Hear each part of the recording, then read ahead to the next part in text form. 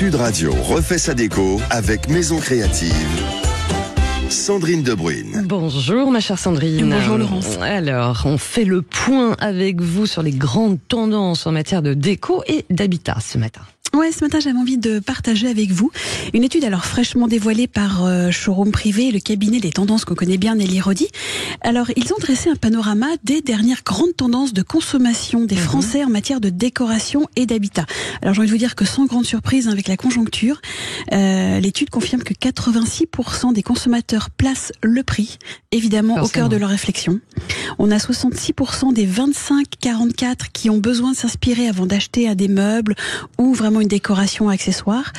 Et puis ces sources d'inspiration, à 73%, elles sont repérées via les réseaux sociaux. On en parle souvent, vous avez des tendances Pinterest, Instagram et TikTok, parce qu'en fait ça se vérifie aussi comme ça. C'est ça, alors dans cette même étude, 63%, c'est ça, des consommateurs ont tendance à acheter via des sites discount ou des ventes privées. Alors à quoi succombe-t-il ? Qu'est-ce qui marche en ce moment ? Alors il faut savoir que les Français, souvent quand ils vont sur des sites pour acheter leur décoration, ils cherchent en premier un canapé, en 2 un tapis, en 3 des luminaires et en 4 l'art de la table. L'art de la table, c'est devenu quand même le petit achat très coup de cœur en fait, c'est facile, c'est pas trop cher et on a envie de dresser des jolies tables, que ce soit l'été, l'hiver, à tout moment. Voilà, c'est vraiment je veux dire l'achat plaisir. Alors il y a plusieurs typologies en fait d'acheteurs qui se retrouvent aussi dans certaines tendances.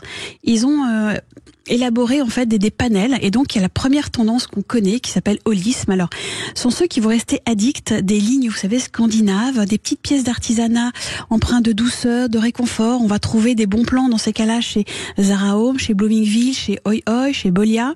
On va célébrer la diversité justement des bois polis, des formes, des rondeurs assez généreuses, des luminaires qui vont être plutôt en textile. Alors le trou avec un petit trait de métal brossé, sans oublier la connexion avec le végétal. C'est vrai qu'à ce moment-là, pour ces adeptes de l'holisme, on va dire, ils vont prendre place dans des vases en céramique, des couleurs un peu nudes, un peu pêche, un peu peau, pour assumer un look super zen. Ces fleurs, ces plantes vont être disposées sur des tables, sur des petits tabourets, des fois à l'angle d'un petit meuble.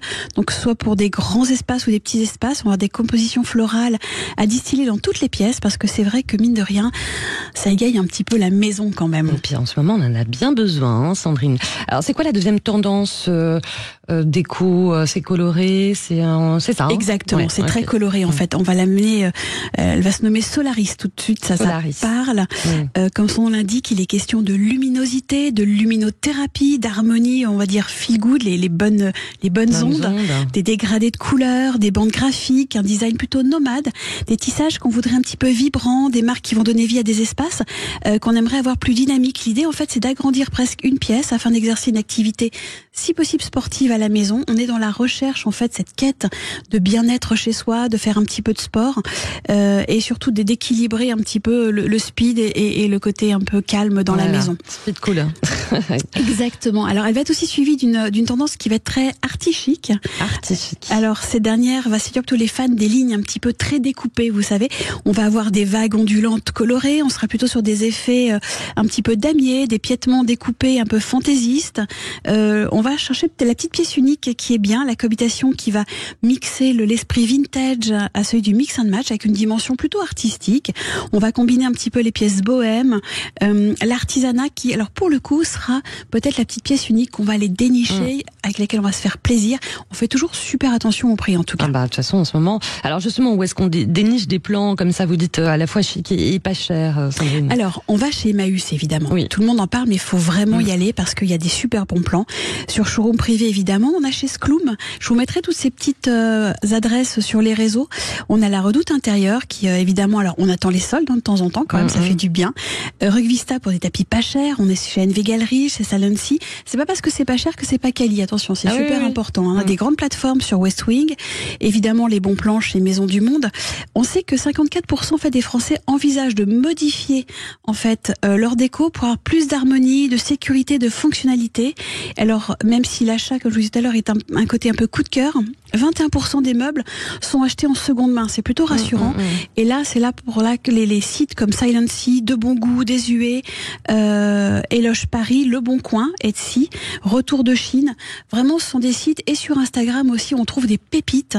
Donc on se fait plaisir. Allez. Avec de la seconde main, en fait. Voilà, un dernier petit conseil ou un petit coup de cœur pour nos auditeurs, Sandrine. Alors la petite dernière, j'ai envie de vous dire tendance, qui s'appelle New Age. Ouais. On est dans une convivialité contemporaine, on est plus raffiné, on revisite les codes un peu statutaires du luxe dans un esprit plus décorateur. On joue la carte de la sobriété. Elle va détourner avec des teintes un petit peu plus nocturnes. On va mélanger les verres fumés, les surfaces un petit peu miroirs. On adore le côté mini-bar qu'on ouvre et qu'on referme. Ce petit coin un peu barista où on a envie de se poser dans un canapé des années 70 en velours.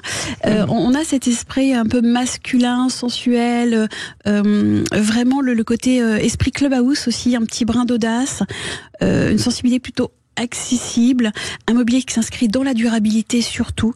Et puis j'ai envie de vous dire que on ajoutera une petite touche végétale parce que ça quand même dans la maison c'est super important. Voilà, tous les coups de cœur et les conseils de Sandrine de Bruyne. Merci beaucoup, directrice de la rédaction de Maison Créative. Merci Sandrine. À dimanche prochain.